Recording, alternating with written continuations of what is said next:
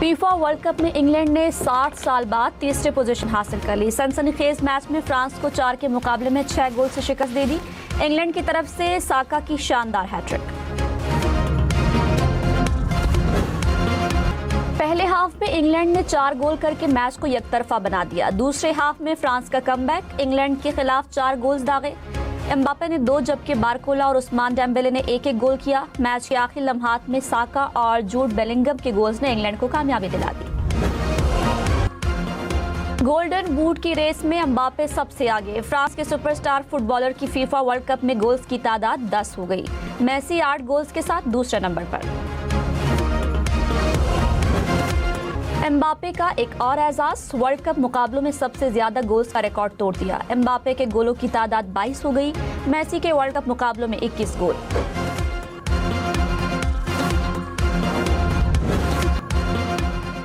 Football की दुनिया के नए चैंपियन का ताज किसके सर सजेगा? स्पेन या अर्जेंटाइन? मेसी या यामाल?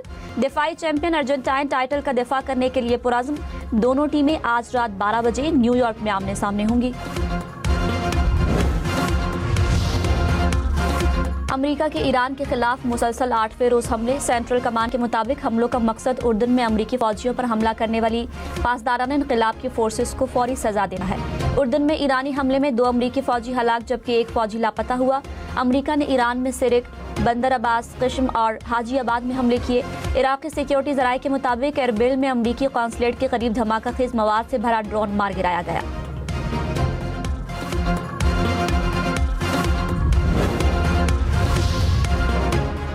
ईरान का अमेरिका से मफाहमती याददाश्त पर अमल दरामद मुअत्तल करने का ऐलान। सूबा हुर्मुज़गान में अमेरिकी हमले में 7 अफराद जाँ बहक, मुतअद्दिद जख्मी हुए। ईरानी हुकाम ने कहा 6 जुलाई से अमेरिकी हमलों में 50 अफराद शहीद, 500 से ज़ायद जख्मी हुए। अमेरिकी सदर ने कहा है कि 2 फौजियों की हलाकत के जवाब में तेहरान पर जवाबी हमले किए। ये वाक़या इस बात का सबूत है कि ईरानी कितने खतरनाक हैं।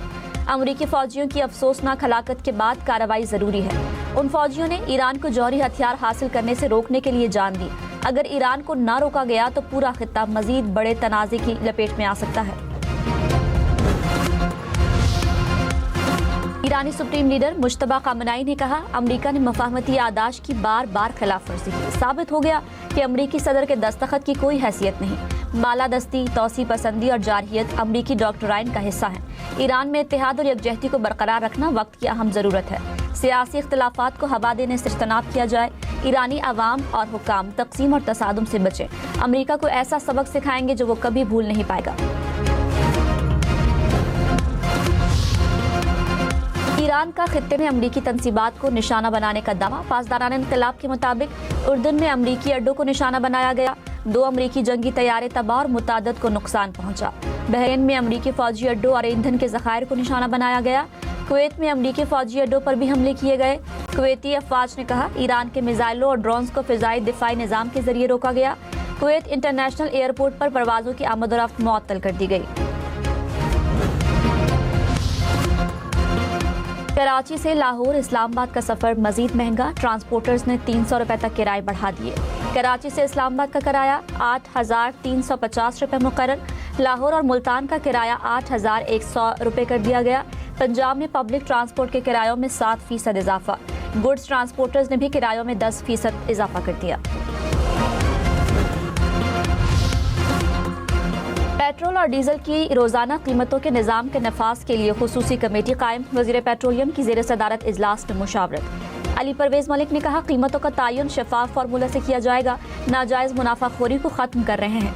ओगरा समेत दीगर शराकत दारों ने नए निज़ाम पर तजावीज़ पेश कर दी।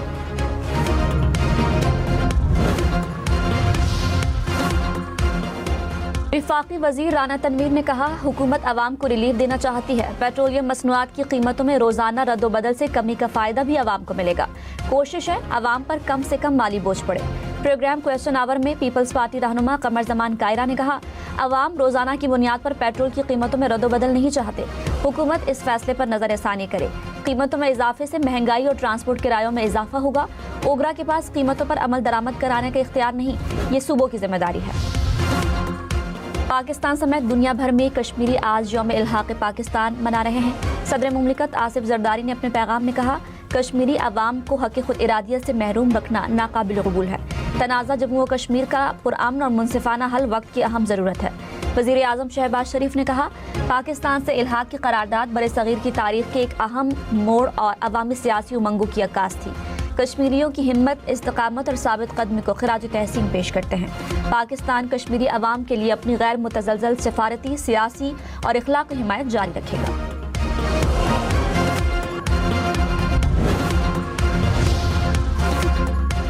پانی پی ٹی آئی کی بہن نورین نیازی کا مبینہ لیک ویڈیو میں مارکہ حق اور پاک فوج سے متعلق متنازع بیان۔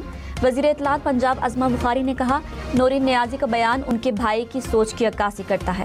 پوری دنیا نے تسلیم کیا، پاکستان نے بھارت کو مارکہ حق میں عبرتناک شکست دی۔ نورین نیازی کا مودی کے حق میں بات کرنا قابل مذمت ہے۔ پاک فوج کی کامیابیوں پر پوری قوم کو فخر ہے۔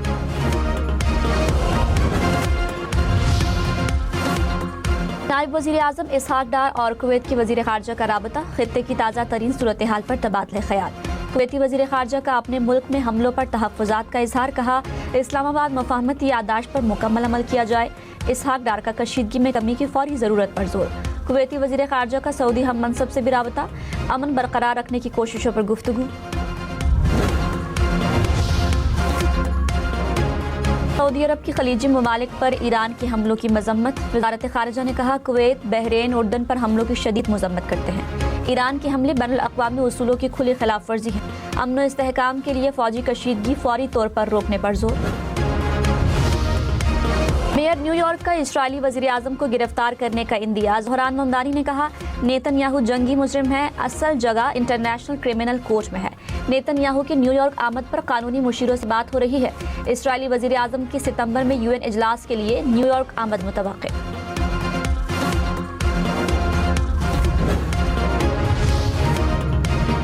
یورپی یونین اور خلیجی ممالک نے آبنائے ہرمز پر ملکیت یا کنٹرول کے کسی بھی غیر قانونی دعوے کو مسترد کر دیا ہے۔ مشترکہ اعلامیے میں کہا، آبنائے ہرمز میں بین الاقوامی جہاز رانی پر کسی قسم کے اجازت نامے یا فیس کی مخالفت کرتے ہیں۔ ایران آبنائے ہرمز کو غیر مشروط اور فیس کے بغیر مستقل طور پر جہاز رانی کے لیے کھلا رکھے۔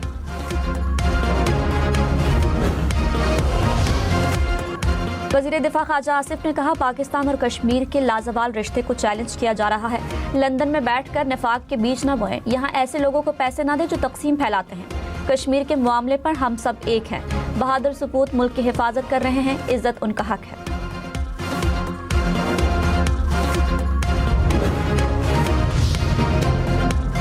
بلاول بھٹو نے کہا، بلوچستان کے سیاسی مسائل کا واحد حل مذاکرات ہیں۔ پیپلز پارٹی سیاسی جماعتوں سے سیاسی ڈائیلاگ پر یقین رکھتی ہے۔ دہشت گردی کے خلاف سیسا پلائی ہوئی دیوار کی طرح کھڑے رہیں گے۔ چیئرمین پیپلز پارٹی سے وزیر اعلیٰ بلوچستان کی ملاقات، صوبے کی انتظامی اور سیاسی صورتحال پر بریفنگ، سانحہ زیارت کی تحقیقات کے لیے لواحقین کے مطالبے پر جوڈیشل کمیشن قائم۔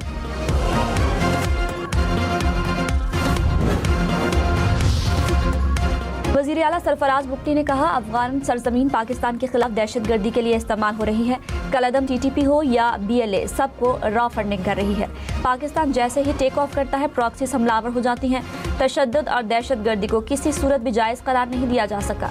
ہمارا مستقبل انتہائی روشن ہے۔ بلوچستان میں امن آئے گا، ہر شخص کسی خوف کے بغیر آزادی سے زندگی گزار سکے گا۔ پاکستان ہمیشہ قائم رہنے کے لیے بنا ہے۔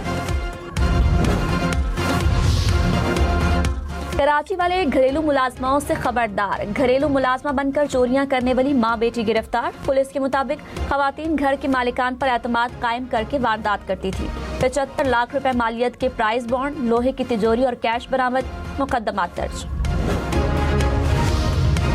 کوئٹہ اور اس کے گرد و نواح میں زلزلے کے جھٹکے، ریکٹر اسکیل پر زلزلے کی شدت 4.4 ریکارڈ۔ زلزلے کی گہرائی 15 کلومیٹر اور مرکز کوئٹہ سے 37 کلومیٹر دور شمال مشرق میں تھا۔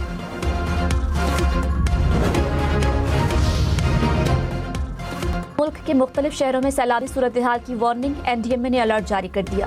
گلگت بلتستان، آزاد کشمیر اور خیبر پختونخوا میں لینڈ سلائیڈنگ کا خدشہ۔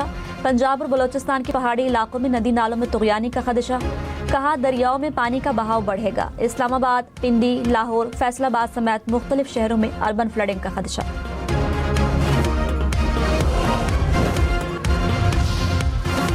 مانسون کی بارشوں کا دوسرا سپیل آج شروع ہوگا۔ آزاد کشمیر، گلگت بلتستان میں وقفے سے تیز بارش کا امکان۔